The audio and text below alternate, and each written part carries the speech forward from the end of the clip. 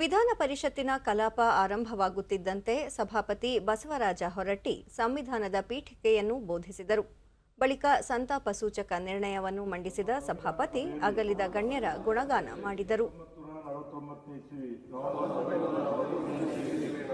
November ತಿಂಗಳ 26ನೇ ತಾರೀಕಾದ ಈ ದಿವಸ ಈ ಮೂಲಕ ಈ ಸಂವಿಧಾನವನ್ನು ಅಂಗೀಕರಿಸಿ ವಿನಿಯೋಗಿಸಿ ಅರ್ಪಿಸಿಕೊಂಡಿದ್ದೇವೆ.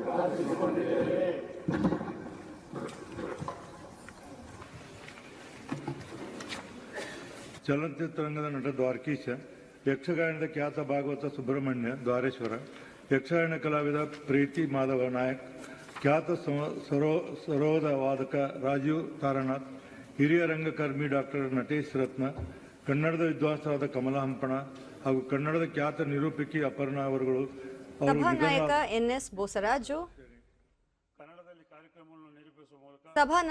ಎನ್ಎಸ್ ಬೋಸರಾಜು, ಕೇಂದ್ರದ ಮಾಜಿ ಸಚಿವ ವಿ ಶ್ರೀನಿವಾಸ ಪ್ರಸಾದ್ ಸೇರಿದಂತೆ ಹಲವು ಗಣ್ಯರು ನಮ್ಮ ನಾಡಿನ ಅಭಿವೃದ್ಧಿಗೆ ಪೂರಕವಾಗಿ ಸೇವೆ ಸಲ್ಲಿಸಿದ್ದಾರೆ. ಅವರ ಈ ಸೇವೆ ಎಲ್ಲರಿಗೂ ಮಾರ್ಗದರ್ಶಿಯಾಗಿದೆ ಎಂದು ಹೇಳಿದರು. ಅವರ ಕುಟುಂಬಗಳಿಗೆ ಶಕ್ತಿಯನ್ನು ಕೊಡಲಿ ಅಂತೇಳಿ ಈ ಸಂದರ್ಭದಲ್ಲಿ ಆ ದೇವರಲ್ಲಿ ಪ್ರಾರ್ಥಿಸಿ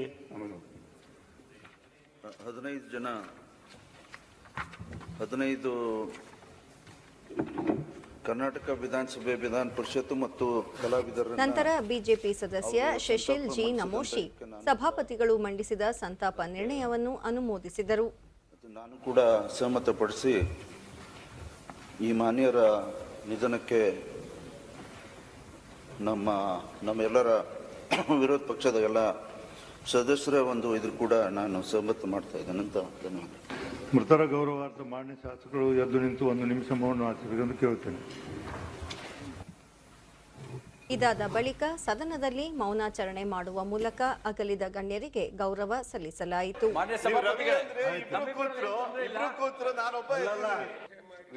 ಈ ಸಂದರ್ಭದಲ್ಲಿ ಬಿಜೆಪಿ ಸದಸ್ಯ ಸಿಟಿ ರವಿ ನಿಯಮ 59ರಡಿ ನಿಲುವಳಿ ಸೂಚನೆ ಮಂಡಿಸಿ ಚರ್ಚೆಗೆ ಅವಕಾಶ ಮಾಡಿಕೊಡುವಂತೆ ಸಭಾಪತಿ ಬಸವರಾಜ ಹೊರಟ್ಟಿ ಅವರಿಗೆ ಮನವಿ ಮಾಡಿದರು. ಇದಕ್ಕೆ ಬಿಜೆಪಿ ಮತ್ತೊಬ್ಬ ಸದಸ್ಯ ಎನ್ ರವಿಕುಮಾರ್ ಅವರು ಕೂಡ ದನಿಗೂಡಿಸಿ ಮಹರ್ಷಿ ವಾಲ್ಮೀಕಿ ಅಭಿವೃದ್ಧಿ ನಿಗಮದಿಂದ ಎಲ್ಲೆಲ್ಲಿಗೆ ಎಷ್ಟು ಹಣ ಹೋಗಿದೆ ಎನ್ನುವ ಕುರಿತು ಚರ್ಚೆಯಾಗಬೇಕು, ಈ ಬಗ್ಗೆ ಅವಕಾಶ ಮಾಡಿಕೊಡುವಂತೆ ಒತ್ತಾಯಿಸಿದರು. ಆಗ ಸಭಾಪತಿಗಳು ಮೊದಲು ಪ್ರಶ್ನೋತ್ತರ ಆಗಲಿ, ನಂತರ ಈ ವಿಷಯ ಕೈಗೆತ್ತಿಕೊಳ್ಳೋಣ ಎಂದು ಪ್ರಶ್ನೋತ್ತರ ಕಲಾಪ ಕೈಗೆತ್ತಿಕೊಂಡರು.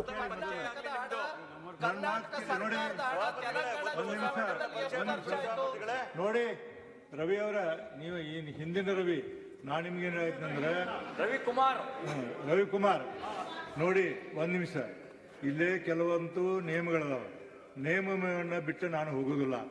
ಏನೇ ಒಂದು ನೀವು ಇದನ್ನು ಕೊಟ್ಟಿರಲ್ಲ, ಇದನ್ನ ನಾನು ಕ್ವೆಶ್ಚನ್ ಅವರ್ಸ್ ಆದ ನಂತರ ಇದ್ರ ಬಗ್ಗೆ ನಿಮ್ಗೆ ತಿಳಿಸ್ತೀನಿ.